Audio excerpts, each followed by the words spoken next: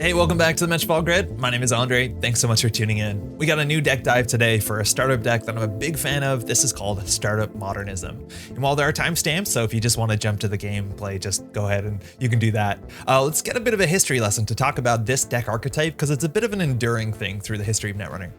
So this name is a riff on Supermodernism, one of a very popular archetype that goes back to about 2013, 2014. In fact, it has an archetype entry in the Anchor fandom Netrunner Wikipedia. It reads that Supermodernism is a deck archetype within Weyland, attempts to rush agendas while also threatening the runner with Scorched Earth. Archetype is often associated with and credited to Martin Presley and David Sutcliffe. So it's characterized by 5 bullet points here. Firstly, it has burst economy to get credits up quickly. It has economy agendas, so tempo positive agendas that when scored push them forward in terms of the money. It has cheap end the run ice, so this is often referred to as gear check ice. Stuff like Ice Wall is a good representation of that. Go find your breaker and come back. It's not a taxing piece of ice, it just forces a solution. And we have some program destruction. So it says Grim and Archer. Archer, mind you, is still a legal card. Grim hasn't existed for a while. And finally, we have Threat through Scorched combo, which if you're not familiar, these are not cards that are legal in the card pool right now, but we have equivalents. Source was the way the Weyland could give tags somewhat unconditionally. As long as the runner has made a successful run, you could do Trace 3, and basically if you had more money than the runner, hopefully you did, you could just go give them a tag. And what would you do with a single tag? You would largely win the game. Back then we had Scorched Earth, which says play only if the runner is tagged, do 4 meat damage. And while we have equivalents like to these cards, Public Trail and End of the Line, the new card from Parhelion, while it's a bit harder to set up the lethal combo considering End of the Line requires you to remove a tag, the basic idea is there. If you can get your economy up, if you can force the runner to be a bit too fast that they can't keep up, maybe you can land that cheeky flatline. Martin Presley has done a write-up for this. Again, this is on BGG. This deck is the one that won, I believe, the plugged-in championship, the plugged-in tour, if I'm not mistaken. If you want to see all these links, they'll be in the description. If you want to read up more, there's a whole stim hack article. Again, Supermodernism was like a really fun archetype. This sort of Weyland rush was really exciting back then. And this is a version run up by Alcien, the person who put together Netrunner DB, and it shows you what the deck list looks like. A bunch of cheap ice, relatively cheap ice. Most of them just end the run, not a lot of face checks. Then you have some sentries that really hurt the runner, trash programs end the run as well. You got a bunch of agendas that were credit positive. As much as geothermal fracking gives you the bad publicity, you trade that for credits. Of course, you have that Scorched combo, and you have a lot of economy. Just things like Beanstalk royalties for 4 credits was good enough, considering we're playing Building a Better World. All our transactions get 1 more credit, and we just jammed in here 3 snares, which is actually perfect for the deck archetype. Runners might not expect it. They can't go slow enough to like really be careful around these, and if you can give them the damage and the tag, that might be everything you need to set up. Now, this sort of Weyland Rush archetype, while Supermodernism was, I think, the first that I remember of it, these are sort of archetypes that largely been played for a long time. This is one of the first videos. This is the second video up on the channel of myself playing a Titan Transnational deck that holds all those archetypes. You want to go quick, tempo positive agendas, leverage credit differentials, hopefully lethally, while just going fast behind some end the run ice and some ice that maybe trashes some programs. It's kind of one of my favorite things to play in Weyland. And this is Startupmodernism. This is a version that's legal in startup, and we're going to try and hit all those 5 bullet points. So we're going to have a deck that can go fast. It's going to generate a lot of economy, hopefully be something that can rush out. And if the runner steps out of line and we can kind of leverage those tags, maybe for a lethal kill. And my favorite part about these deck archetypes is they have multiple win conditions. On one hand, we'll be able to score to 7 points if we can just push out in a remote server really quickly. But on top of that, we can threaten a flatline if the runner doesn't have enough cards or credits. And then also on top of that, we have access to program destruction. So in startup, and it's really important to know with the new meta, with the rotation of Ashes and the dropping of Parhelion as of December of last year, it's a fairly different format. There's actually not a lot of program recursion anymore. Simulchip, self-modifying code, all that stuff has rotated out of the format. So a lot of times if you're playing against a criminal or even a shaper and you trash one of their programs, it actually can be an issue if they don't have that second redundant copy on hand. Maybe they've already discarded it. So this is the deck. Let me run through it and talk about each piece. Firstly, as an identity, we're playing Built to Last. This is the system gateway Weyland ability. It says the first time we advance a card that doesn't have advancements on it, we gain 2 credits. Now, classically, Supermodernism was playing the Building a Better World, the original core set Weyland identity, and I don't love this identity. It gives you extra credits when you play a transaction, and there's actually not that many transactions. We can definitely be playing more if we want to. I find the Built to Last ability a lot more interesting. While we are going to advance some of our ice, it inherently makes just about every agenda we score, or even every agenda we push out and the runner steals, as long as we advance it, a bit cheaper. On top of that, we have a 40 deck minimum, so we can play 44 cards and play 18 to 19 agenda points, which means our deck is inherently a bit more consistent. So we're more likely to draw into our combo pieces, and maybe we can hit the ground running a bit faster. I reckon if you put a couple more transactions in this, you could consider playing the other one, but let me tell you, that's a really boring identity to me. I'll play this one over at just about any time, any day of the week. Let's talk about our agendas. Again, they're tempo positive, they're easy to score out, they're easy to push out. We're playing one above the law. That's the most you can have in your deck. And this agenda on its own, install advance, just leave it without an advancement, score it out. It trashes resources. Now, inherently, there's a couple resources that we need to play around pretty aggressively, considering we're trying to tag the runner or end them with any amount of damage. So there are just certain things that we want to make sure that we can deal with. On its own, it's a pretty good agenda. You don't need a good reason. You kind of need a good reason not to play it specifically in startup. But even if you use this to trash like some economy resource or just about anything, it slows the runner down, which is quite good. We're playing 2 hostile takeovers. When you score this, you get a bad publicity of obviously you can score it out of hand, which is quite nice. And ideally we're scoring 3-3-2 agendas and then a hostile takeover at some point in the game to win the game if we have to score out. I think there's a chance you want to run 3 hostile takeovers, probably play 18 to 19 agenda points in this deck. I think it's so good. Now, the bad publicity is something that scales the longer the game goes, and ideally our games are not that long, so it's not that big of a downside, but this is cheaper in Built to Last. It actually gives you 9 credits after you advance it through, and I think if we're playing 3 copies of this, we're actually able to play more copies of Archer, a piece of ice that requires you to forfeit an agenda to res it. Here, we're only playing 2 to 1. We could probably do 3 to 2 if we increase that number. We're on 3 Oaktown Renovation. This is a public agenda, so it's installed face up. But so much of what we want to do is get agendas scored and get them scored tempo positively while continually pushing ourselves forward. Oaktown Renovation, the first time you install it, not only do you get the Oaktown ability, but you also get the ability from Built to Last, so it actually becomes pretty credit positive. I think in a similar slot, we're playing one of Off-World Office, and I think you can consider swapping those around, kind of based on your preference. Off-World Office does give you more money and it's a bit more secret what it is. It's obviously not installed face up, but I do value the ability to jam an Oaktown Renovation really early. And on turn 1, I think you'll have at least 7 credits. So you can res just about any ice in front of it on turn 1. Admittedly, the more expensive it is, the harder it is for you to recover from that. But at least if you have 1 credit, you can always score out an Oaktown Renovation on the table, which is quite nice. We also have finally 3 Project Atlas. On its own, easy enough to jam in a remote server and just triple advance the next turn for only 1 credit in sum. But the biggest thing with the Project Atlas is advancing it as if it was a 4-2 agenda. Because just getting 1 agenda counter on here means we can search our whole deck at instant speed to get whatever piece we need when we need that. And while we don't have fast advance, the most important thing here is either we can pull the hostile takeover if we're on 6 points to win the game, to go to 7, or most importantly, because we're a combo deck, a lot of our combos require 2, sometimes 3 cards in hand, and this just opens up so many options where we're just missing the meat damage, or just missing the way to give a tag, or just missing a bit of economy to pull off the combo. Having that is incredibly important.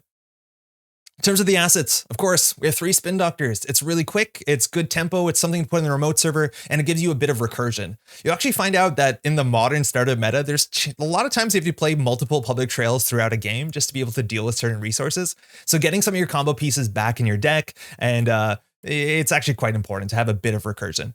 We have 3 Regolith. And originally in some of the games that I first played with this, I thought the Regolith was a bit too slow and I started throwing them out. You do need a modicum in credits to make this deck run smoothly, and Regolith is a bit slow, admittedly, in startup, or just as a card in general. But in startup, you don't have that many economy options, and Regolith is actually very, very valuable. It's something you can put in a remote server and then just click it down. You sometimes don't even finish it and take all the money off of it, but it's a nice thing. Again, just putting things in remote servers sometimes forces the runner to run and interact, and you want to keep them on their toes, especially when you're in game point. They have to check just about everything you put in the remote server. And very interestingly, we had 2 copies of Clearinghouse. And this is a bit of a weird inclusion. The really cool thing with Built to Last is if we do install advance, we actually gain a credit for 2 clicks. And while we have this on the table, it can look like some of our agendas we're pushing in the remote server. Not obviously the Oaktown Renovation, but maybe it looks like an Atlas. And if they run it, that's good for us. Relatively, we didn't spend a lot on this. Advancing this further is relatively expensive and not an easy thing to do, but just getting a single meat damage is actually kind of important. 2 meat damage if you double advance the Clearinghouse can open up entire combo potentials, considering we can only do 4 meat damage on a single turn. So getting a runner down to 3 cards in hand is actually really, really important. So I've been enjoying these a bit more than I thought I would. They're kind of fun. Now jumping down to the operations, this is the bread and butter of our combo. We have 3 copies of Public Trail. You can only play this if the runner's made a successful run, and then either they pay 8 credits, which is a lot, or they end up taking a tag. And the value of the tag will change on different board states. Paying 8 credits is something some runners will have to do, and admittedly there are some board states where you trade 4 on a card for 8 of their credits is actually an okay trade if your economy is running well enough. But the idea is that if they have a tag, we can deliver game-winning tag punishment. It's so exciting now in Startup that there is ways to leverage tags that are actually very relevant. The biggest thing here is the new card, End of the Line. You can only play this if the runner is tagged functionally. It removes the tag, and it does 4 damage. Which means if the runner has ran on their former turn and then they've ended with less than 4 cards in hand, maybe 4 cards in hand, and you also have that clearinghouse, and they have less than 8 credits, they're dead.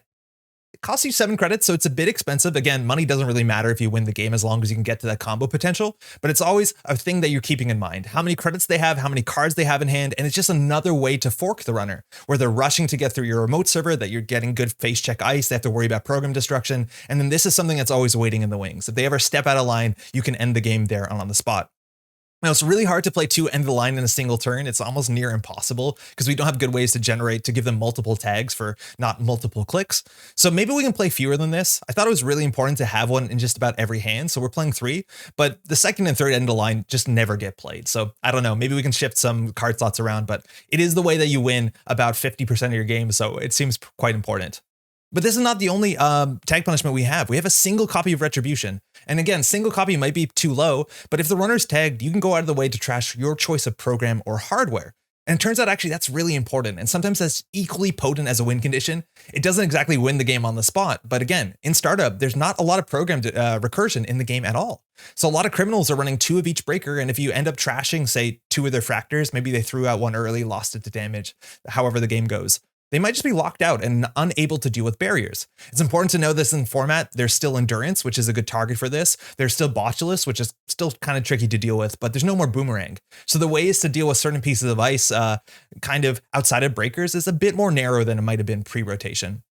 This card's really important. Sinking boats, sinking breakers. It does give you an additional win condition, and even you can give the runner a tag when they have more than 4 cards in hand and be a very relevant threat. So Retribution turns out is quite potent. The last operations we have 3 Hedge Fund. Again, it's just a good enough economy card. It's great. We need to get our credits up to Res or Ice and to threaten the credit differential. And then we have Extract, which is kind of a surprising card. On its own, you can always play Extract to gain 3 credits, but you can also trash one of your installed cards to gain 6 credits.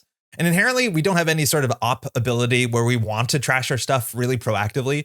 But the biggest thing here is that this card ensures, as long as you start your turn on 3 credits, you can always spend a click to go up to 9. And of course, our Public Trail into End of Line combo costs 7 credits. So this is a card, I've even searched it with Project Atlas, just to make sure that on the turn we need to combo off, we can get the money to get there. Again, play Extract, trash anything. It doesn't matter if the runner dies next turn, Public Trail into End of Line. In terms of our ice, we're taking a bit of a turn here away from Supermodernism. We're actually a bit more teched for the mid game, early to mid game. It's not just the cheapest end the run gear check stuff we have. We're actually playing some ice that's relatively taxing. And understanding what breakers look like in Startup is really important. I don't think I 100% understand it just yet because it's relatively new into the new meta, but keeping in mind what kind of breakers you're expecting to see is really important when deciding what ice you want to bring to a Startup game. Firstly, in terms of barriers, we're on ice walls. The cheapest gear check back from the original FFG core set still was in the Supermodernism decks. It is still today. It just ends the run. You can advance this once for not free. You actually gain a credit, which is nice. But funny enough, a 2 strength ice wall actually doesn't change a lot of math on most breakers you're going to see in Startup. It's worth noting that when you're playing Startup, the breakers you're expecting to see, at least the fractors you're expecting to see Tremolo, which you have to get this to 3 strength to be more taxing, or Cleaver, which you have to get this to 4 strength to be more taxing. So on its own, it probably doesn't have a good shelf life into the mid to late game, but it's exactly what we want to do. It's also really nice ice to put in front of something to eat inside jobs. It taxes out endurances, so they have to spend 2 counters on this before they find a real fractor. It does a lot for just 1 credit. Similarly, we have Maskarovka. Akhet has rotated, unfortunately, so we're here playing this barrier that I've never really been excited about, and it kind of holds a similar slot to Ice Wall. Now, if the runner face checks this early, you end up paying 1 credit for this after the 2 credit refund, and it doesn't tax out the runner anymore if they're playing Cleaver. They break this and Ice Wall for the same 1 credit, but it is a bit better against Tremolo. So it's kind of up to you to figure out what you want to play better. It's also technically, I guess, better against some AIs because they're Mayflying it, but it's actually really comparable. Whether you want to save the credits and just have Ice Walls, I think that's probably fair. And then we have 1 Pharaohs. This is actually a really big piece of ice. And this is something that you would not exactly see in Supermodernism, but none of the fractors that we named that we're expecting the runners to play deal with Pharaohs relatively well. Tremolo can be pretty expensive until they install all of their cybernetics, and even at that point, well, hopefully the game has gone fast enough that you don't allow them to get to that point, but it's pretty expensive for either Cleaver or for Tremolo. And it has a good face check. 7's a lot, but you give them a tag. It has 3 subroutines, which is good for Botulus and Endurance. And I'm actually finding to like I'm liking this a fair bit more than I thought I would. You can obviously advance it to get it to 6 strength if you think that's nice, but it's honestly not bad. It's just a bit more taxing and a bit more mid-range to late game than you might see in some of the Modernism decks. Now, this is a 2 influence slot that I'll talk about this. This actually changed throughout the testing of the deck. Currently, I'm running Ping, and I'm actually a big fan of it. On its own, it's just an ice wall. It costs a bit more, but when you res it, you give the runner a tag. And of course, tags are really important for what we're doing. It slows the runner down. It's an actual face check on the turn it's resed, as opposed to ice wall, which they can just bounce off of. And I really like that this is an ice that in the early game has its own place because it ends the run. But even into mid to late game, if you decide not to res it until the click where it really matters and can win you the game, means it's a relative ice. It's a relatively impactful ice throughout the whole game, which you can't say about ice wall. And I like this a fair bit for 2 influence. There's a reason you might want to consider playing more because it's quite good for everything we want to do in the deck.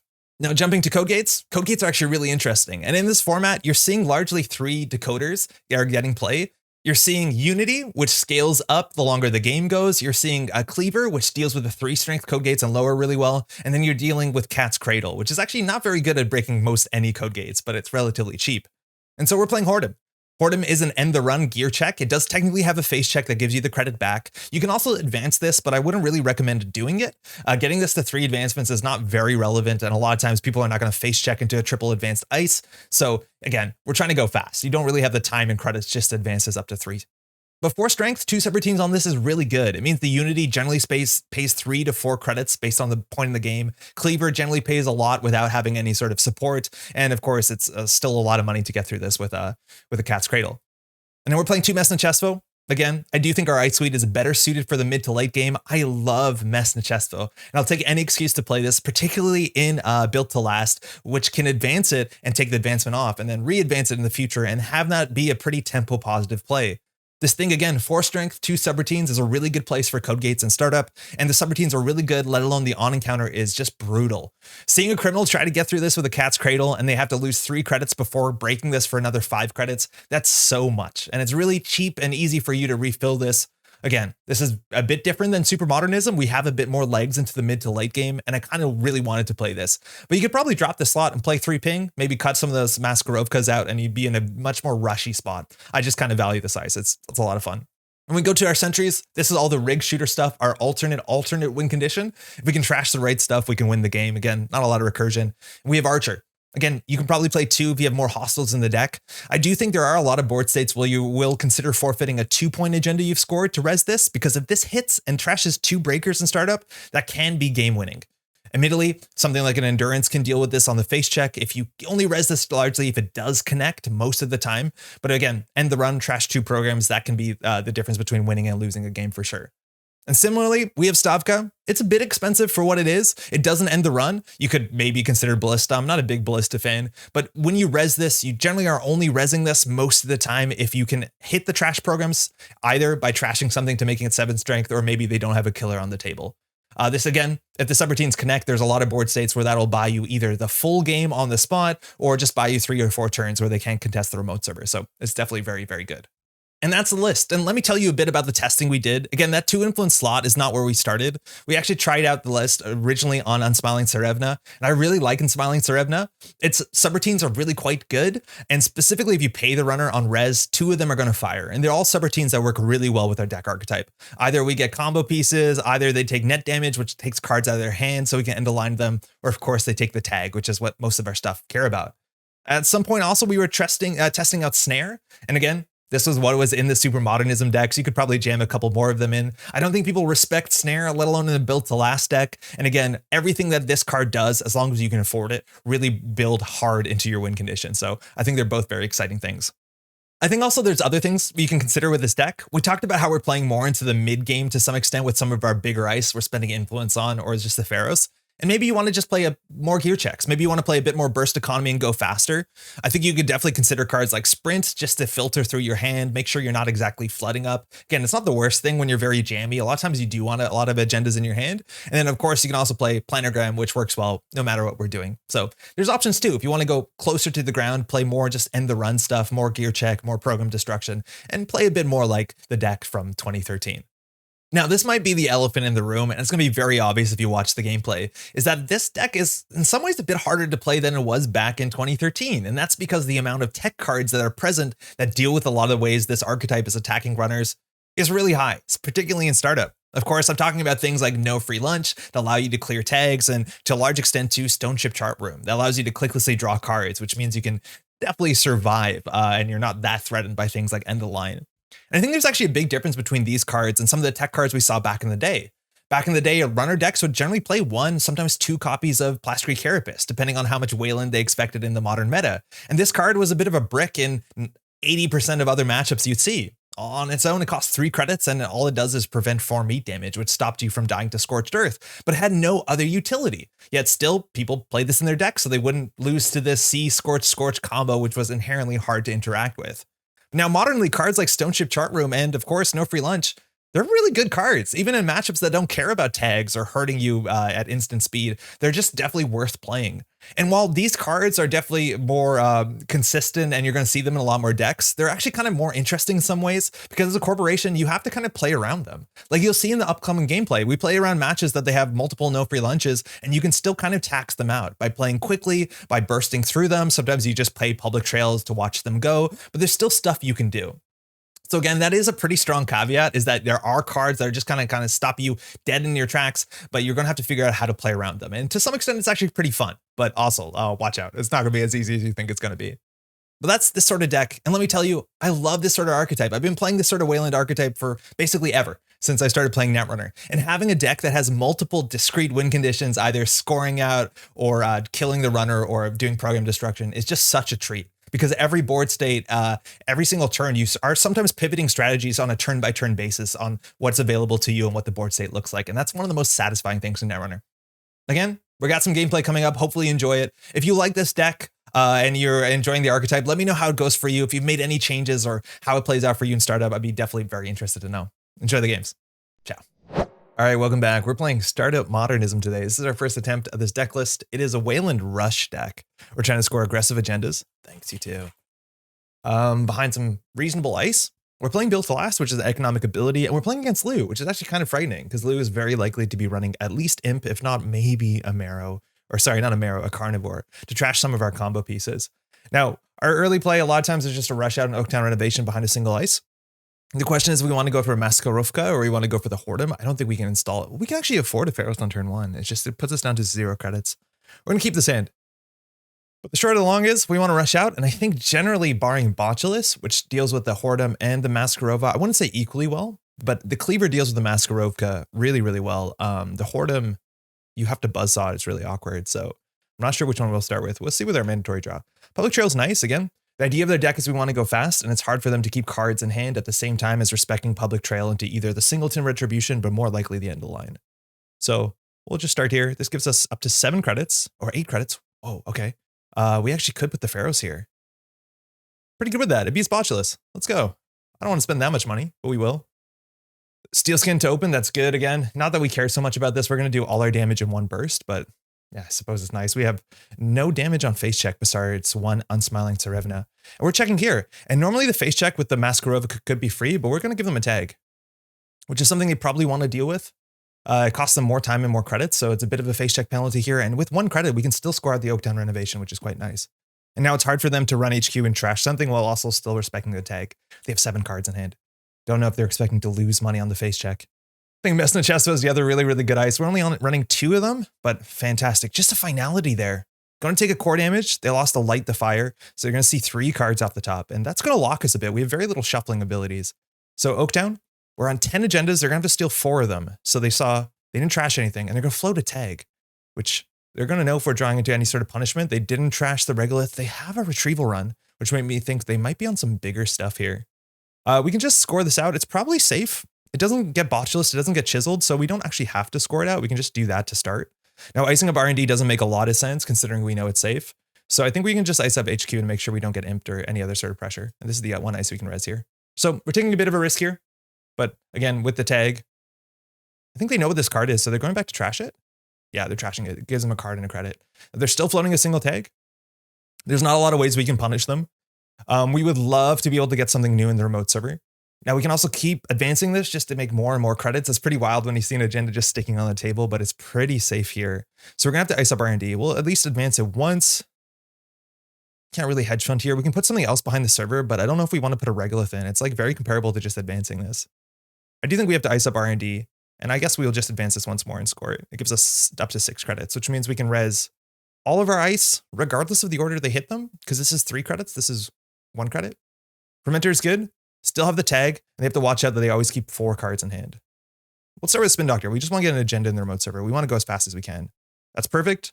So we can put that on server 1. If we advance that, we can get access to a public trail, or sorry, into end of the line, or we can just double ice this thing. We'd go down to 6 credits. I'm not sure we have to double ice the Pharaohs. It's really expensive. Let's just advance this to get a credit. And it's an Atlas with a token, if we want it to be. Otherwise, we can just score this out and jam. They're running the Spin Doctor here. I think normally we'd be okay with them trashing this. It costs them a credit, but it gives them a card draw. And so, like, would they spend a credit for a card draw here? I think they would. So I'm just going to shuffle this back in. It's up to 2 cards. I don't think we can shuffle 0 cards with Spin Doctor, because I think we have to change the board state. I might be wrong about that. I'll need to look that up. But if we could shuffle 0, we would, because we don't really need the regolith back in the deck. We have 2 in hand. We want to be drawing agendas and a bit more ice. There's just Chestushka. They have no breakers here on 7. We'll res the Maskarovka finally. There's no more Octet in startup, so I don't feel too bad playing this. So this is going to give us 2 credits back, which is quite nice. And they played 3 for that privilege. Still 4 cards in hand, which is where they want to be. We have a clearinghouse, and this actually sets up, if they don't clear the tag, we can set up clearinghouse into the Atlas token to get an end of the line. So we'll just score the token. We're on 3, unfortunately, so we can't actually res the Whoredom. And this is now unknown cards. Second Steelskin Scarring, they're still floating the tag. Dirty Laundry, checking archives, they see a regolith. Nuka for burst draw, and they clear the tag here, so we have to work a bit harder if we want the kill. So, options here. We can install Advance the Clearinghouse, which is okay. They play 2 Steelskins so far, so doing 1 damage with this, it's like not amazing, but if with 1 core damage, it actually can open up the line that they can keep too few cards in hand, and if they keep only 4 in hand, they can die. The thing is they have to run, and we still need 7 credits, so it's something we can't really do this turn. We'll start with a Spin Doctor, try and get something better in the remote server. Oh, there we have it. Okay, actually. So we can always use our Atlas token to pull for an extract. So I think we do install advance this thing. And if they run, we can do extract. And we should be able to kill them if I'm not mistaken. So do server 1, advance. We'll throw out a card here. They have a fair bit more money than we think they do because they have the Fermenter. So Stavka can hit really hard. I think this Unsmiling is a bit expensive. I'm not sure what Anarch is playing as a killer these days. I think we'll throw out the Regolith. We want to go fast. That card might be a bit too slow for the deck. So we need them to run this turn for public trail and to end the line. And obviously this needs to survive. But if they run this turn, they're in a bad spot. Cookbook Fermenter. Nice. We could consider purging. Oh, they just run. So we need a successful run? Yes, we do need to make a successful run. So this should be lethal if I'm not mistaken. Unless this clearinghouse hits a steel skin. So we'll allow them to trash it, which they can't, which might be a mess goof. Because they can't trash this. So they just made a run. And I think we should have it here. So we'll res this, start a turn, mandatory draw. We'll trash this to do 1 meat damage. We didn't hit the steel skin scarring. So now, weirdly enough, we have to use the Atlas token for an extract, which is a strange conclusion in the deck, but it's one of the ways that we can ensure that we can get up credits. So then we hit them with a public trail. They don't have 8 credits to shake the tag, so they take the tag, and then we give them the end of the line. They had a steel skin in hand. We missed it. It was 1 in 5. Good game.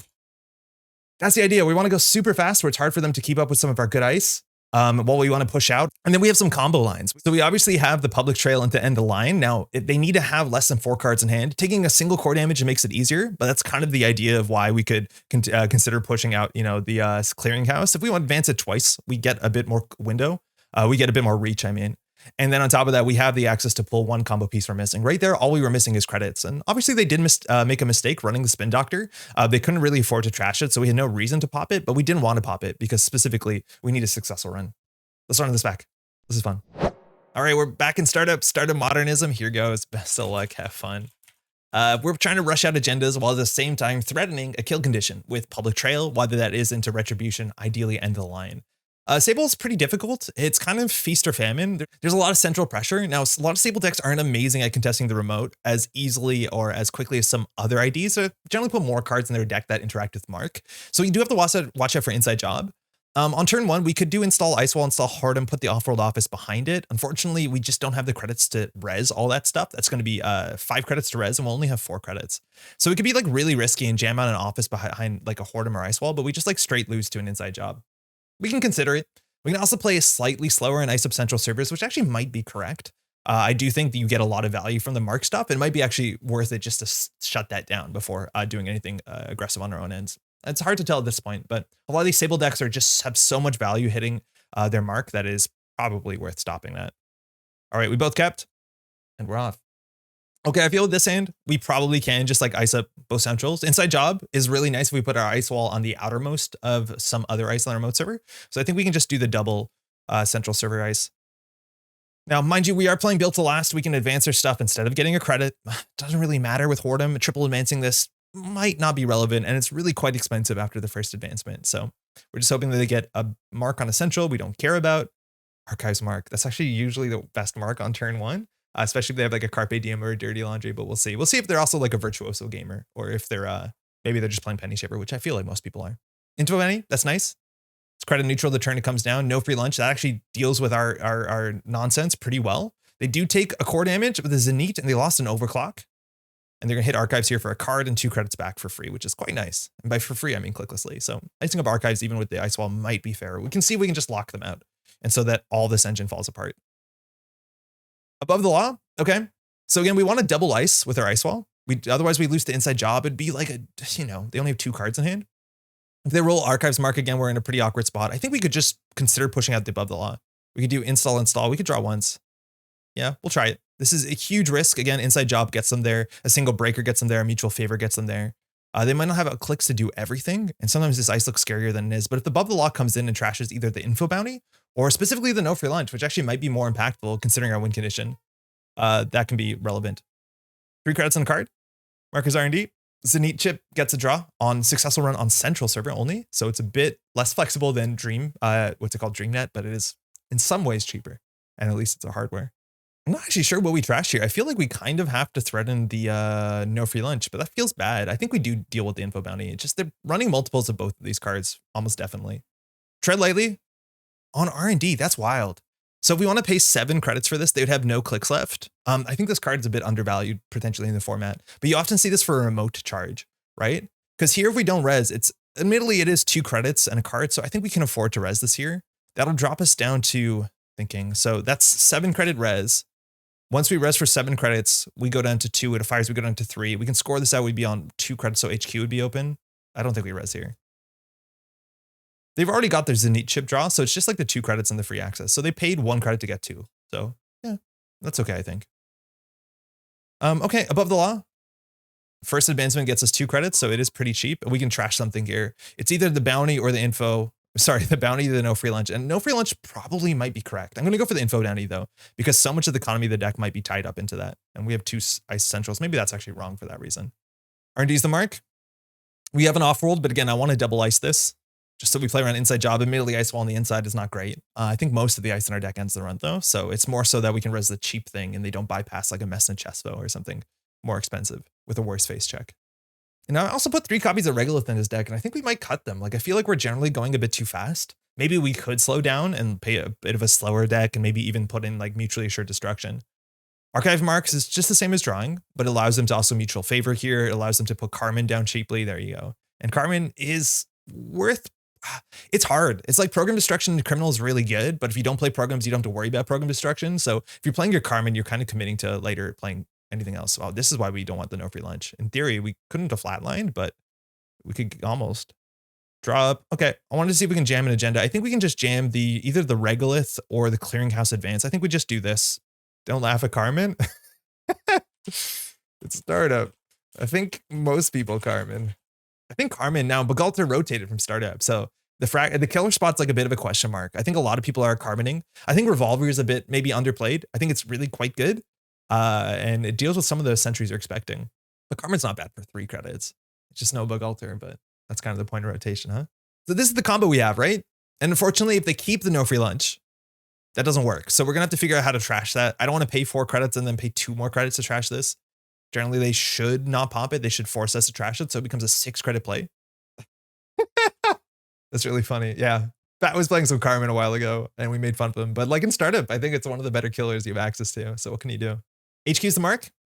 Again, we haven't seen Dakota yet. Some folks are playing Unity. Another option, of course, is in faction, you have Cat's Cradle. Cat's Cradle does make these more expensive, 5 credits to res. We might get the credit back on the face check. And again, if we're ever clicking for credit, we probably should advance these, but we're trying to click for credit as little as we can, right? Like we're meant to be a rush deck. And that's kind of the downside here, putting the Regolith in here, is that if we top deck another ice, we might just do install, advance, and just never use the Regolith. That being said, this forces them to play around something and consider interacting. Maybe they tread lightly, maybe they inside job. And that's beneficial even if we don't use the Regolith. Yeah, I wonder. So far, their marks have been on central servers they haven't run. Maybe the no free lunch was the right trash. We're going to see, obviously, after what was correct, because this obviously turns off our win condition. And that's like a big downside to this deck is modernly, a lot of folks, if they're, I don't even know if you have to be that meta aware, but they're playing no free lunch in Startup, let alone obviously standard, but in Startup as well. Hey, it's back.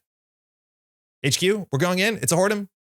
We want to keep them out from the info bounty Zenith. They already got their Carpe Diem credits, so we'll show them what it is and fire the subroutine.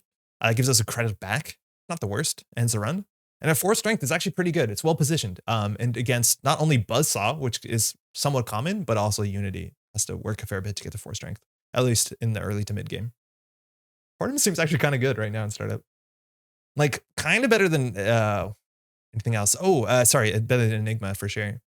So we can res this Ice Wall for 4. I don't think we do. I think they can trash the Regolith if they want, because we're not actually that invested in this Regolith. And that's going to be a 4 credit play for them. It did something. I thought you'd be happy. Yeah, I like this card. It's actually kind of tricky to play around. Luckily, 2 of them are out. The first one was just an access for 1.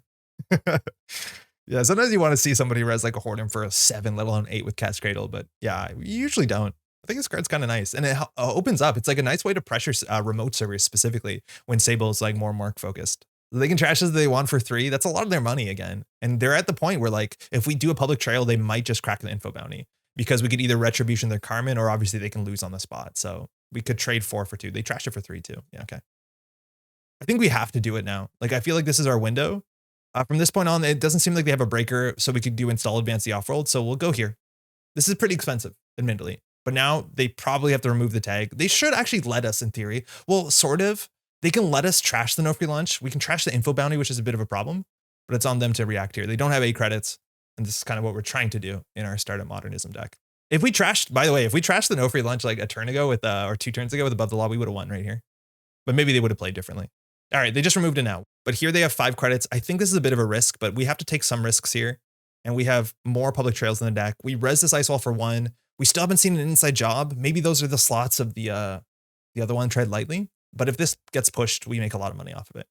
But yeah, we have 2 of these in hand. So if we top deck a public trail, as long as we have 7 credits, which is not too hard to have, it's why we're playing Extract in the deck too. It's a very easy card to get 6 credits on the turn that it really matters where you're trying to win. Yeah, man, we could have won if we trashed the other one. Okay, so I think that directly answers our question of what we should be trashing. Probably don't trash the info bounty, especially because our centrals are iced.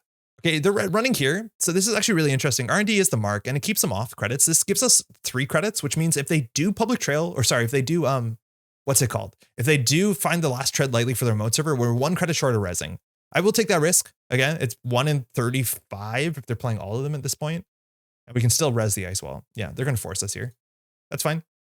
Oh, unfortunately, though, we don't have enough credits to score at the off-world office. That's the worst part of this by a mile.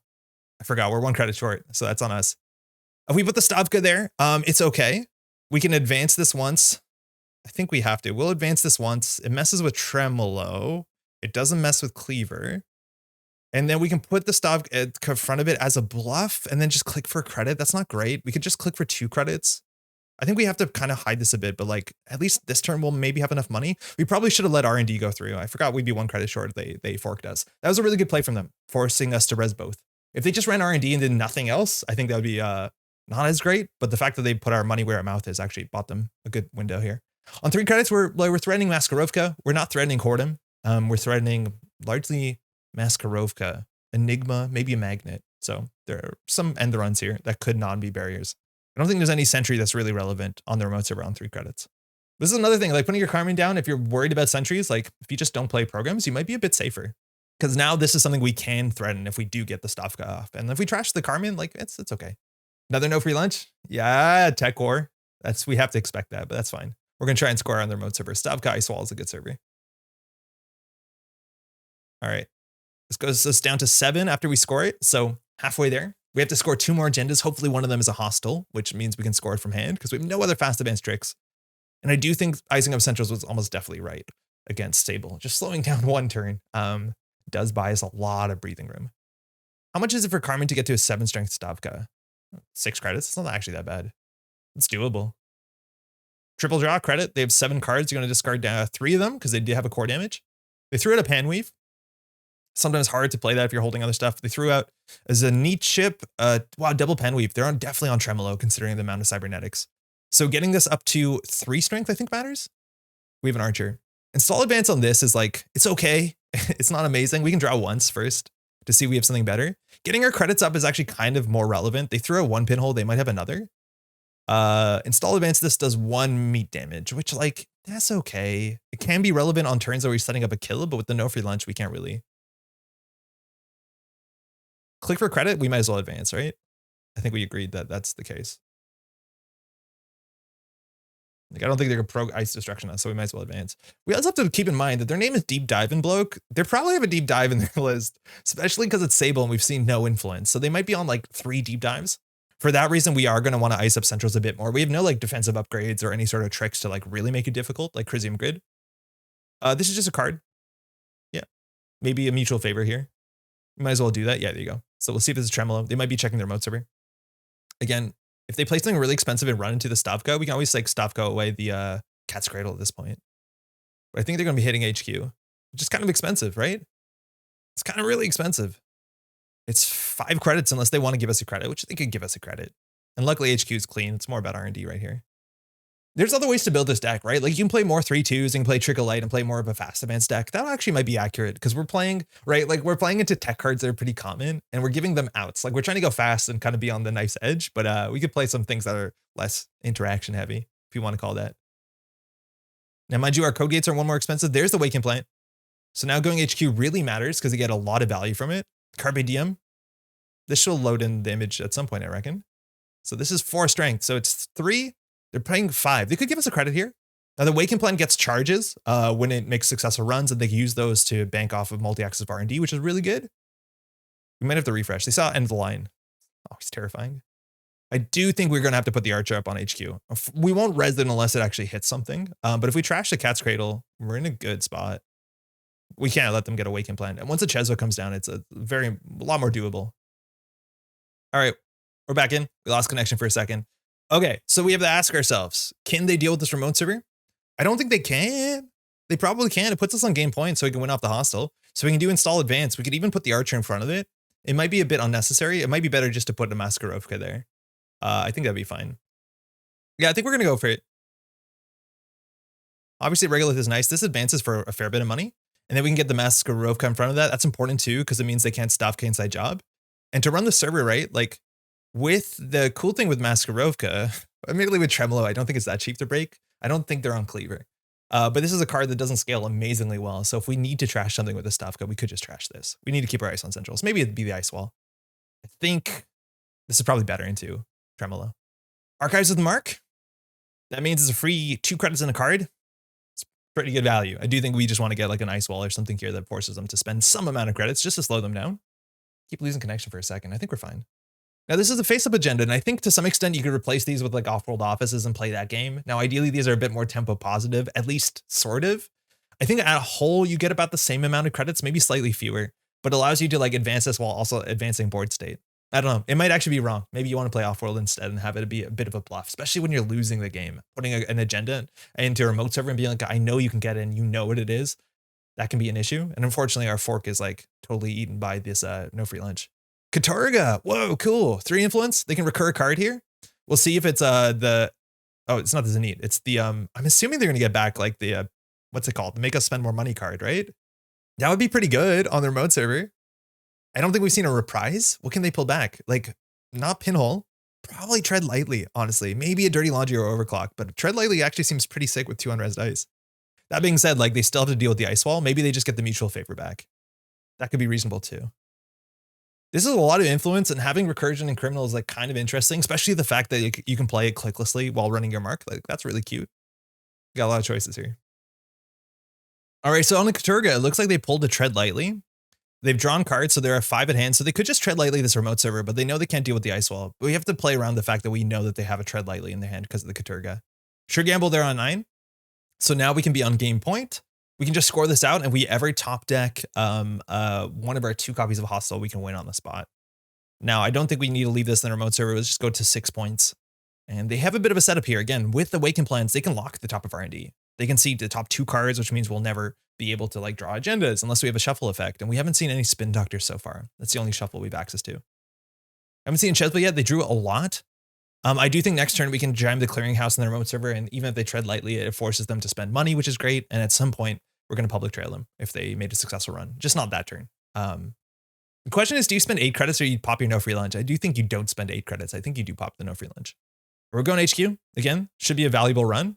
While this costs up to 5 credits, you get 2 back, a card draw, and a counter. And I think you can give us the credit here. I don't think it's that important. Yeah, I think they are. So they broke the end of the run. All right, we get our credit back. Nice. Not bad. That's usually what happens with Whoredom when credits don't matter that much. Again, it's all about can we draw the top deck. They see the end of the line. I think they saw that. Awaken Plan is now on 2 counters, so they can run R&D and see 3 cards, which is really good. Again, this one is still expensive. They're going to go for it. Oh, they could deep dive this turn, actually. I think you don't know. I don't know if you want to wake and deep dive in the same turn that often, because it doesn't shuffle before you see the top 8. We'll see. But I'm expecting deep dive. We've seen no influence. And they'll have the clicks to steal 2 cards here. So we'll see if they wake. They are. Unseen, unseen, unseen.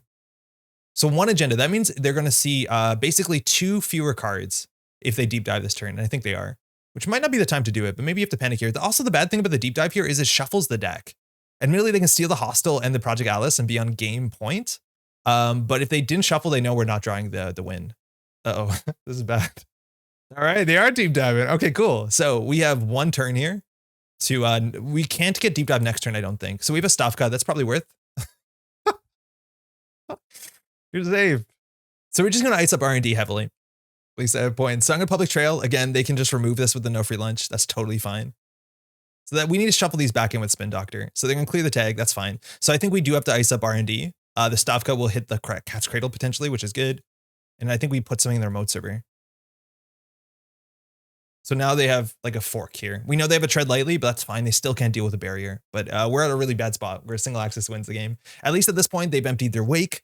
We've seen 1 deep dive. I think they're on, oh, they're not on 3. Maybe they're on 2 and then a Katurga, because they can't be on 3. That'd be 10 influence or 15 influence if they're on 3. And we saw the Katurga, which is 3. Marks on R&D. If we don't care about the remote server anymore, and we might want to care about the remote server, we can always like Stavka away like the Ice Wall or whatever. But if this hits, we hit the Cradle and then their economy is in a bad spot. I think the Archives mark here would have been sick. Just credits. And next turn we could double advance the clearinghouse. Again, we have only 1 more public trail. We have to figure out how to convert a tag. They threw it a Carmen, so that could be their final Carmen. Oh, ugly. Can they get through this remote server? On 4 credits, can they get through this remote server? I don't think they can. A bit of a risk here. We know they have a tread lightly. If Archives is the mark, it's a way different thing because they get a free 2 more credits at the start of the turn and a card draw. We know that they're playing overclocks, but they need to get their breaker down.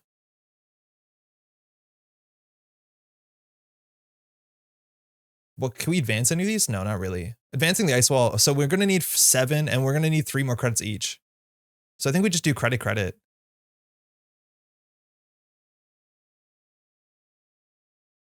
So this is 4, 5, 6, 7. This is 8, 9, 10, 11, 12, 13. So we actually can't res both of them. This actually might be a wrong play. Unfortunately, the Hostile is 1 in 21 and they're on game point here. Credit gamble. R&D is the mark.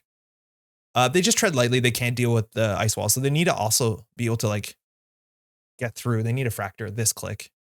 And even if they get the Fractor down, there's a chance that Stavka on 7 means they won't have credits to break it and deal with the Ice Wall on 2 strength. But this is a bit dodgy. If they just inside job, it's fine. We can res the Maskarovka and then this Ice Wall ends the run.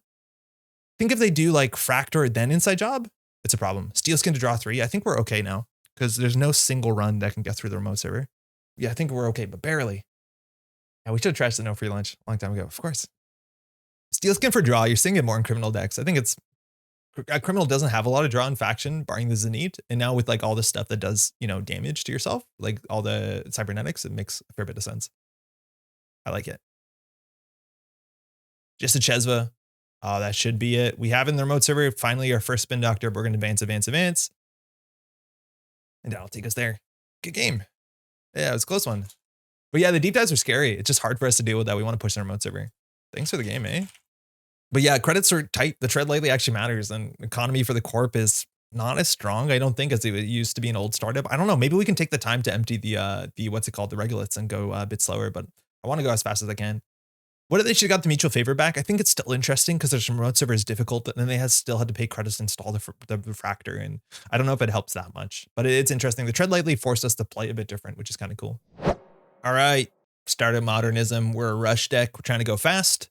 We're trying to get a like kind of a fork, whether we can do that meat damage with end the line from public trail. That's kind of cool. We have an early mess and chest phone above the law. It's a bit expensive. We actually might be good enough just doing Masqueroka above the law and advancing the above the law. Thanks, you too. Otherwise, we can do mess and chest foe above the law, advanced mess and chest foe. We're leaving R&D open with a Padma. I don't know how bad that is turn one, but we so far haven't seen endurance, and I have a suspicion we're going to see endurance this game. And that deals with either Mess and Chesto, Masquerovka, or Hordem really well in turn one if they can like rigging it up, which would be a nightmare. Now they are on 47 cards, so maybe it's a bit less inconsistent. Who knows? We'll keep this hand. We can do worse than this. Again, we want to go fast, and we want to always make sure that the runner cannot keep 4 cards in hand or enough credits that they can't deal with our other win condition. Question is whether we want to do an early Atlas or an early above the law. What resources is a Shaper going to play early? Maybe a Telework. There's no more. Maybe a Proco, I'd be a bit surprised. There's no more daily casts, which was kind of the nice hit. So I think we can force out either the Masquerovka would be free, and I kind of value that.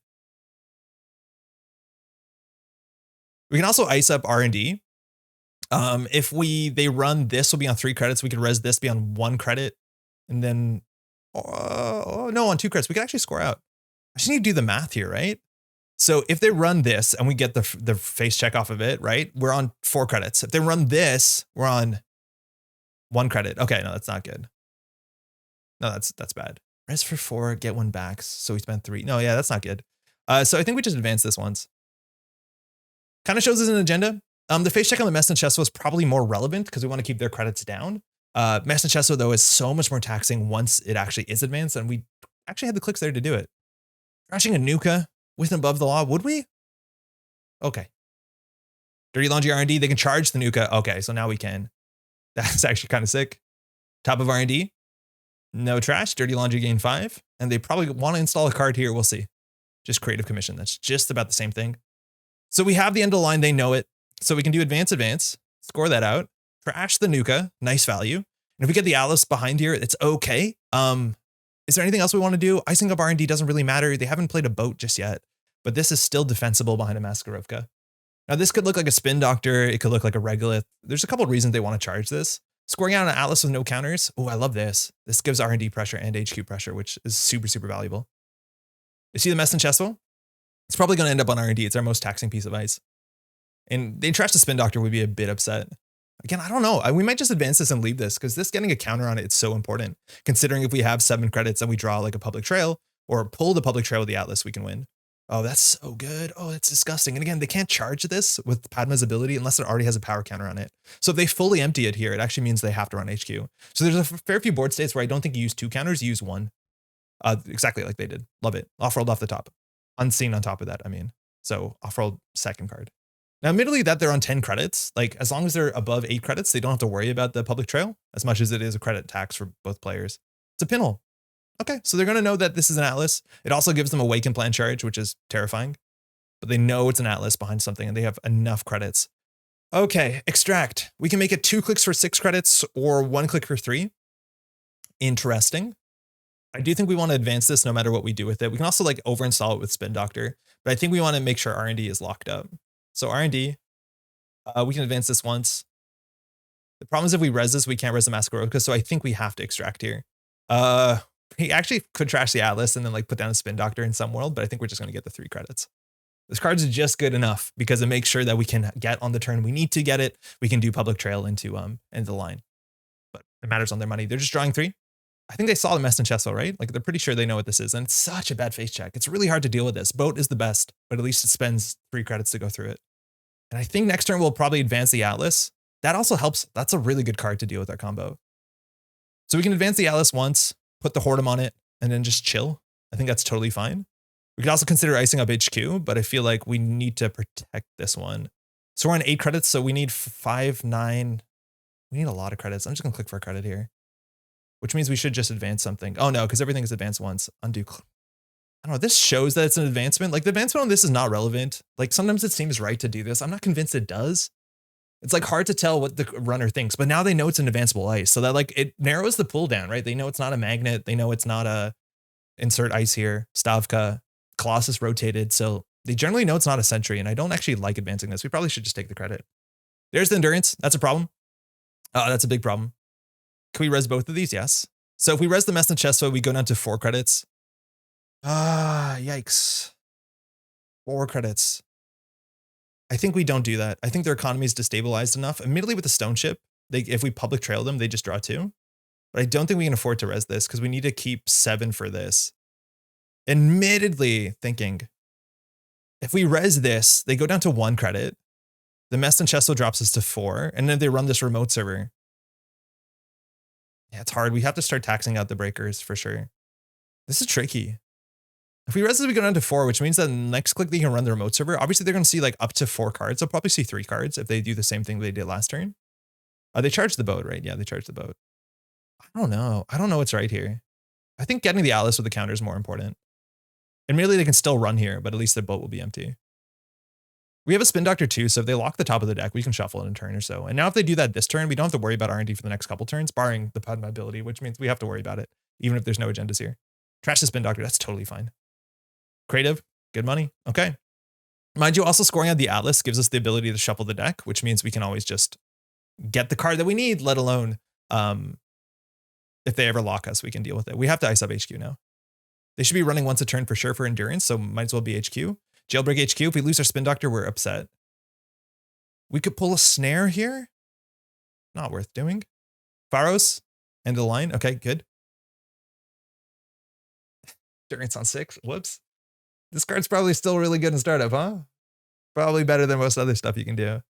And they know we have a Regolith if we put that on the remote server. I think we just need money though. I think we can slow down the game and just get money. We're going to have to ice up HQ though, for sure, because of the wake and the free endurance. They're running archives for endurance counter, like it's fine. But we have to ice up everything. So I think it's going to be next turn. We can res this and just gain money off of it.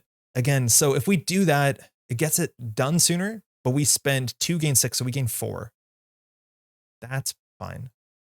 They know they don't have to run this, but they also know that we have this. They saw it off the top of R&D.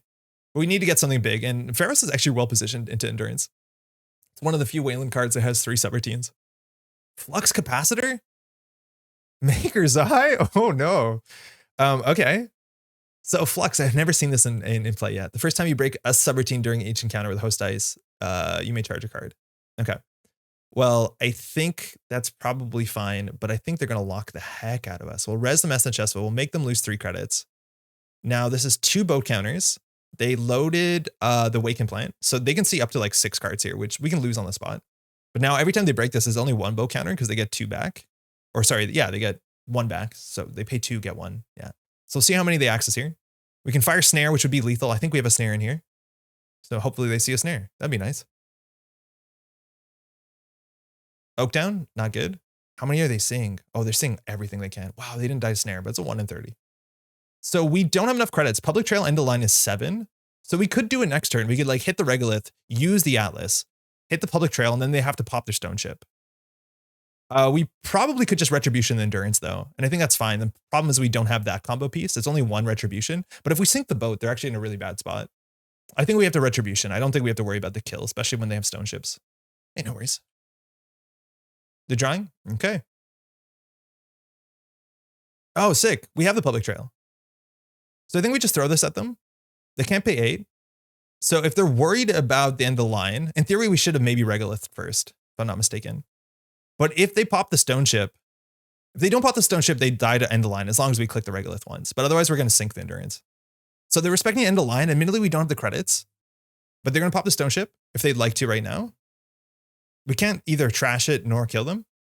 But so we're going to have to use the Atlas to sink the boat, which I think is going to be fine. Okay, cool. So we can use the Atlas token. It shovels R&D, which is a bit bad, but we can get the 1 of Retribution, which is in the list for this reason. We'll sink the boat. They still have a tag, and so I think we're just going to gain 2 credits. I don't think we have anything else to do.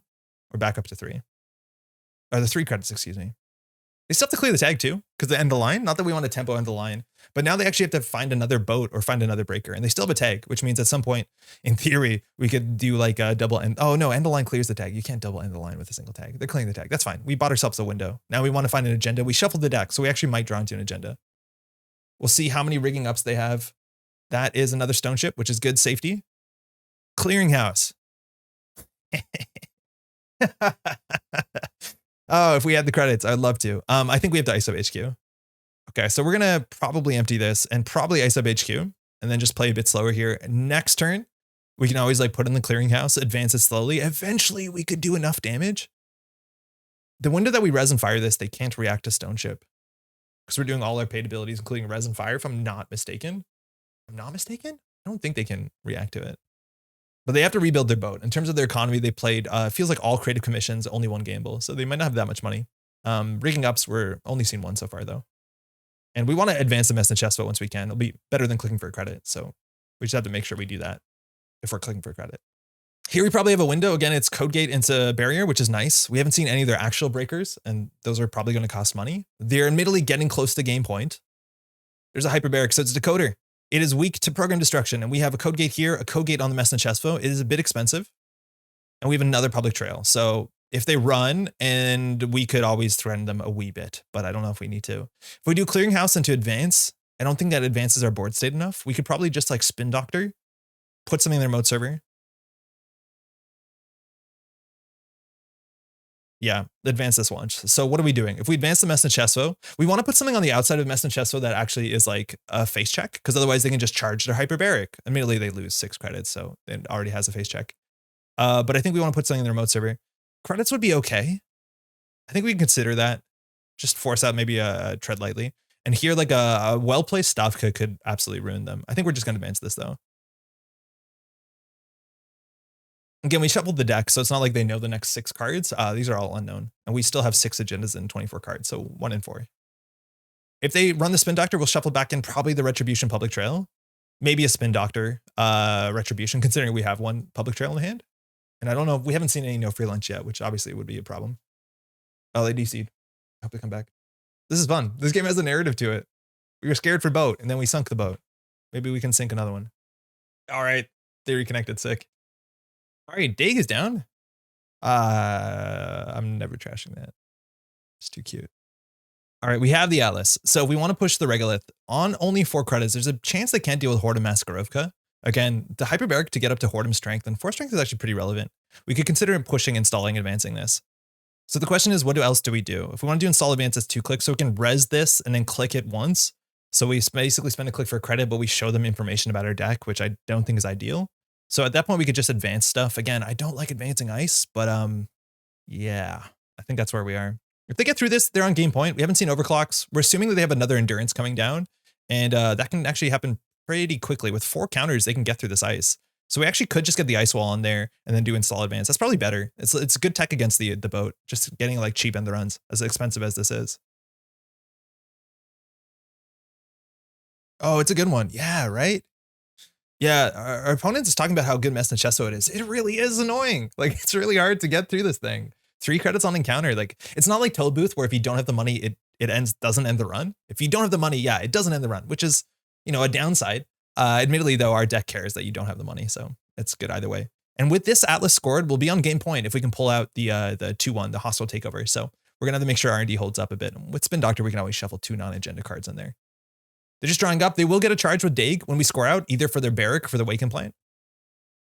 I do think we're going to advance this with the token just so we can pull the Atlas. There's 2 more in 22. So Dag gets a charge. Again, it's when scored or stolen. So we'll see if they pull the Waken Plant or they just charge a Hyperbaric. If they don't get the boat down, Hyperbaric is how they're going to deal with the Mess and Chesto. So they're going for that, which I think we're happy about. Admittedly, when they run, they can charge the Wake anyways or the Hyperbaric. So this is potentially the last turn if they can't produce Clot.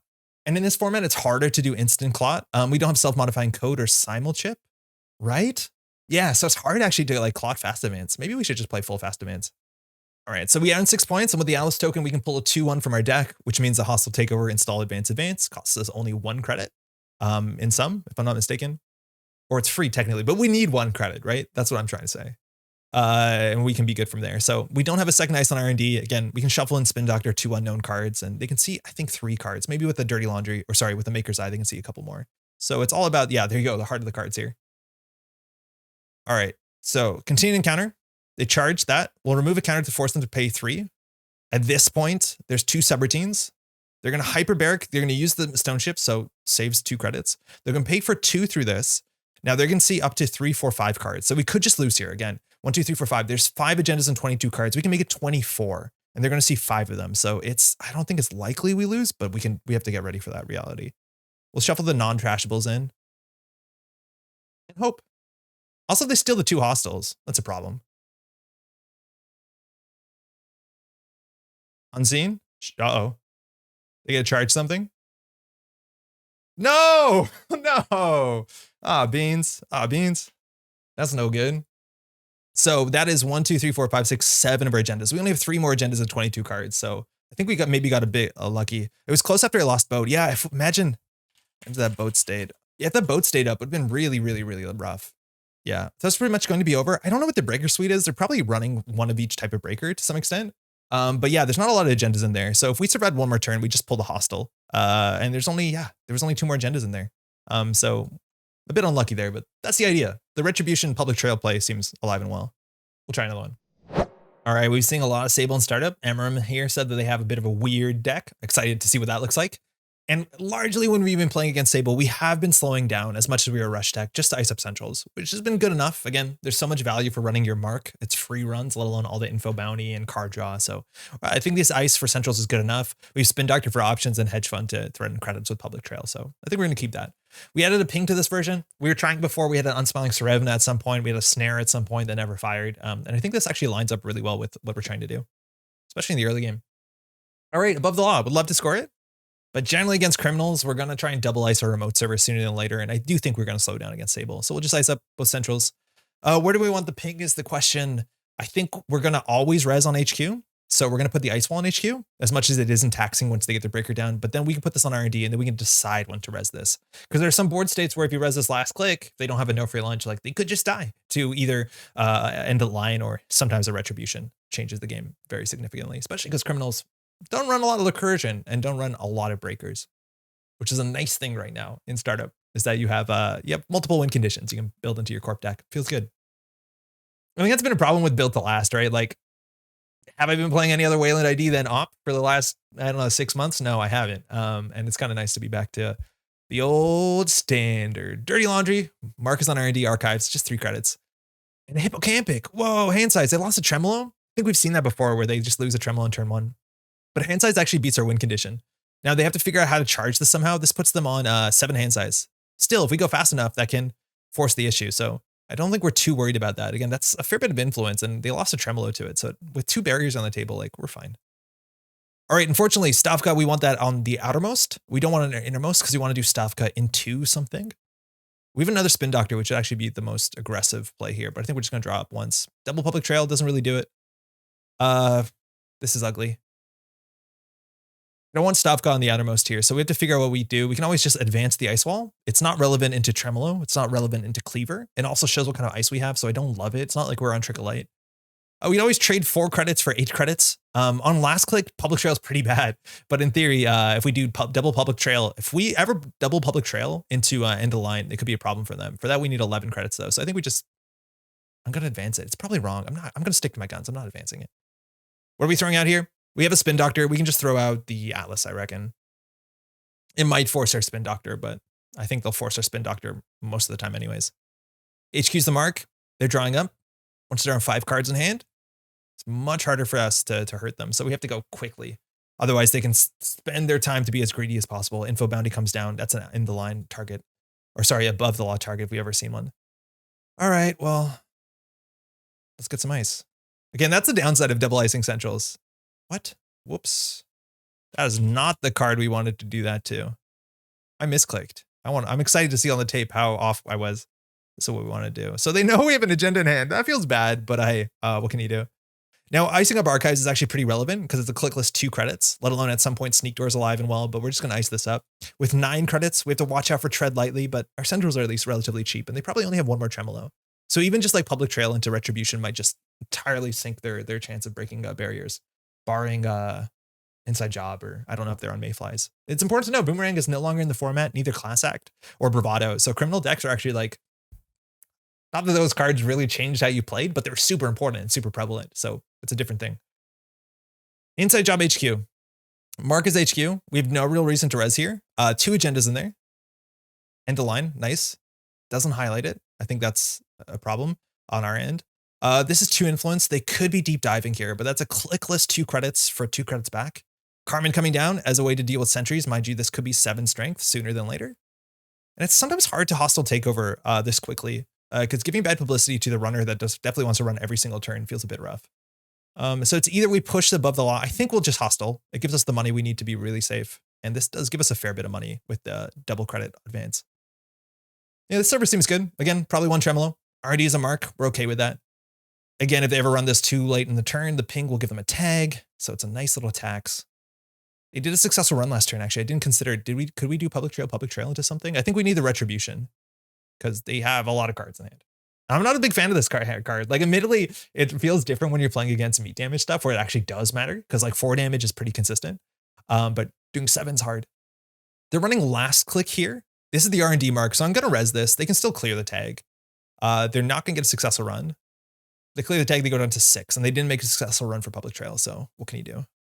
Unfortunately, we iced up our Spin Doctor, which in immediate hindsight is probably incorrect.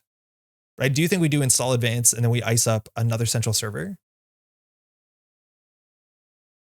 We want to advance this once. Having something on the table that we can trash is actually pretty reasonable, and I think trashing the ping to the Stavka is like totally fine if we need to. We're assuming they're on the inside job, so it's all about can they deal with this Maskarovka.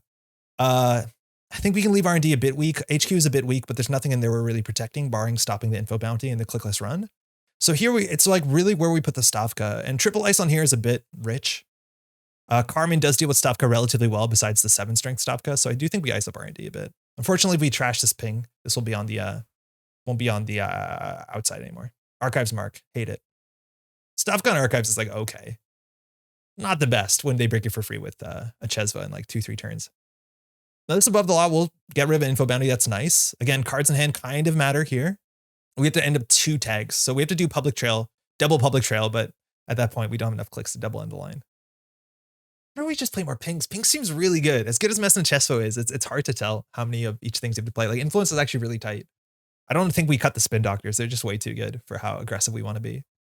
But yeah, we need to put something on Archives. Hopefully just a Hordem will be good. And again, they probably only have 1 Tremolo. Oh, no free lunch is nice. 3 Public Trail. So we've done this decision before, not knowing what one we should trash, whether we should trash the info bounty, which they have multiple of, or the no free lunch, which they have multiple of. This protects them against Retribution. I think to some extent we're going to try for the no free lunch because last time that we did anything else, we felt wrong about it. So now they know we care about tags. They've seen the end of the line, so that can be a big surprise. So they're just going to try and keep cards in hand as much as possible. Archives mark feels bad.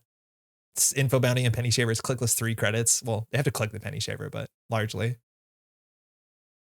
Steel skin as well, good to know. So if we're ever trying to like carve through a big hand, there's a chance they'll just draw up. I think you're seeing more and more criminals playing that, which makes a lot of sense considering criminal card draw is not that great and you're playing cybernetics. This means that they're on Tremolo, let alone we know they're on Tremolo. Second no free lunch, hate it. At some point if they run too, like that's the thing is we leave Archives open. We can always just trade a Public Trail for a no free lunch. And if they pop the no free lunch, we're relatively happy about it, especially with 3 in hand, as much as it is a financial tax. I think at some points, like you kind of want to let the corp trash the no free lunch for you, but then you're also risking the info bounty. So we'll see how it pans out. But with the Regolith, we can actually afford the Public Trail here just to force the NFL. In terms of breakers, we're assuming they're on 2 of everything. I think our goal right now is just find a Retribution and trash it or go fast. We're trying to do both. Eventually, the single Ice Wall and HQ will catch up to us, but luckily, every agenda we pull, we can put in the remote server, at least for the near future until they find a mutual favor. So if they click this, they'll be on 7, which means the no Public Trail still connects. They're not that worried about the end of the line. Sometimes you could tempo end the line, right? Like there's some board states where giving them a tag and just taking 4 cards out of hand could be relevant, particularly if you haven't seen any other breakers yet. If we hit the last Tremolo, we're in a good spot with barrier, barrier, barrier. Now, I'd be really surprised if they're running 3 breakers. Sometimes you do because of all the damage you take from cybernetics, but we also have to make sure we're going to be expecting Pan, Weave, and Wake, which, you know, there's only so many cards in startups, so a lot of the criminal decks are relatively similar. Doesn't make it less fun to play against, though. We know they're not on endurance. That's kind of a plus. 7 cards in hand. Okay.